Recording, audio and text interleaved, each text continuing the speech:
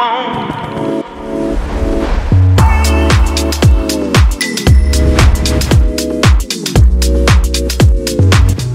a ngi teewlu seen Rewmi 24 TV.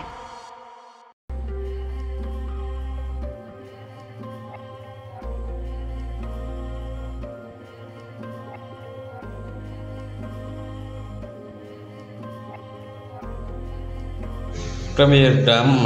yéen a ko gis noonu ginnaaw ba nga xamee ne sac bi juróon na polémique bu bari mi ngoog fi nga xamee ne moom mooy France moom mi nga xamante ne rek moom mooy soxna njiitu réew mi ñu bari sopp ko ngir yarum ak ko teeyam moom mi nga xamante ne rek sac bi jamono yi daal dinay def polémique bu bari ci Sénégal kenn ku ne ak say jàngat waaye mi ngoog tey ji yéen a ko gisaat ci otoom mi ngoog France ak ànd ak ki nga xamante ne rek moom mooy son excellence monsieur Bassirou Diomaye Diakhar Faye